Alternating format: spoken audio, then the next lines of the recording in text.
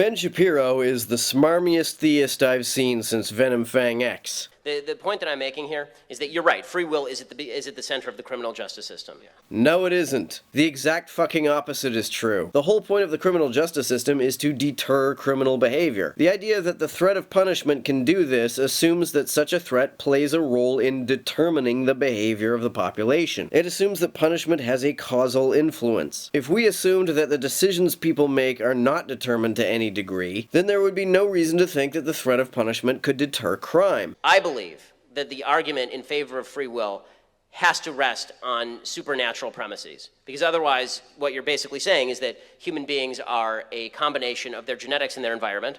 And if we just had a giant machine and we could pour all that information into a machine, then I could predict with perfect certainty what you were going to say next.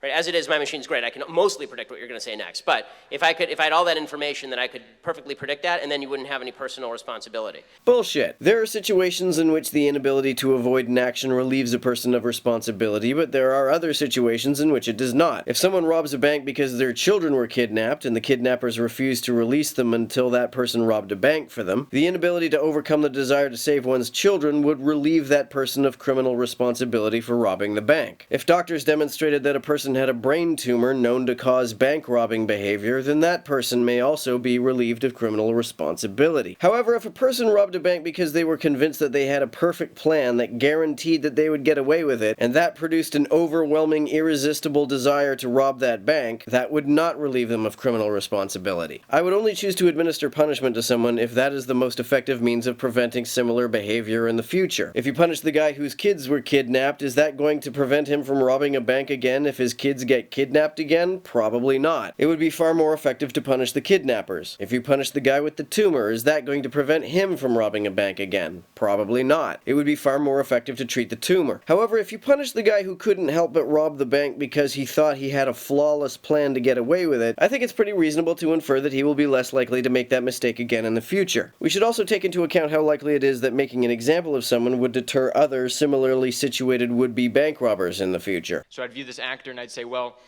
you couldn't have chosen otherwise, so I don't hold you morally culpable, but it still tells me a lot about how you're liable to act in the future, and so we're going to treat you as a public health hazard and quarantine. But that's not true. I mean, the problem with that argument is it's not true. If I kill my wife, right? Mm-hmm. Which I'm not going to. I like her. Yeah. If I kill my wife, the chances that I'm going to kill another human being are actually extraordinarily low. That might be the case, but I doubt it would be as low as it is for the average person who has never committed murder. But even if we could confidently judge that you were no more likely than the average person to kill anyone else, I would still want to punish you, because if we let you go, then other similarly situated people may think that they could get away with murder too, and the result would be more murders. But let's say that you were no more likely than anyone else to commit another murder, and let's say that punishing you would not deter any other similarly situated would-be murderers. In that case, I would see absolutely no fucking point in punishing you. It would be a waste of time and resources. Right, there's no, like, people kill people they tend to know. The chances that I'm going to kill a bunch of other people are really, really low. The idea that I'm going to become a serial killer is not really true. Plus, I mean, you're actually creating a sort of Millennium Report problem, right? You actually have, what if you just say, you're now doing pre-crime. You're saying you're more likely to commit crime in the future, so we're going to put you in quarantine. Not only would you be more likely to commit another crime without punishment, other people would be more likely to commit such a crime because they would think that they could get away with it. The retributive theory of justice is basically this. You deserve to go to prison.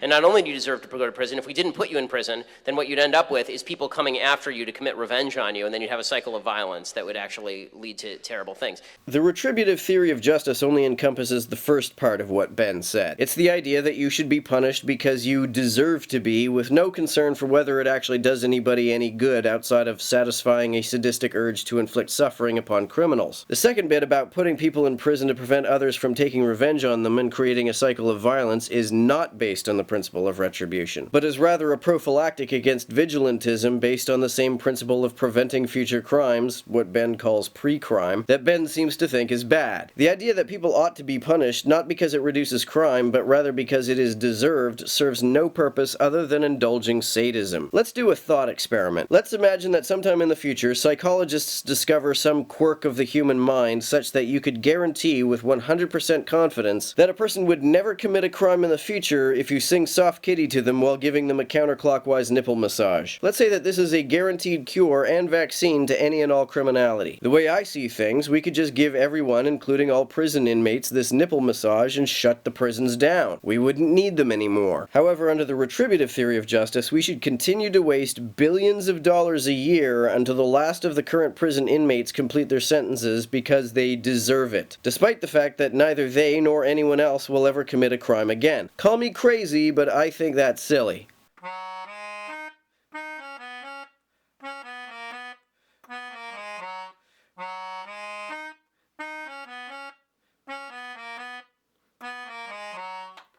I don't know if you've heard, but I do have a Patreon.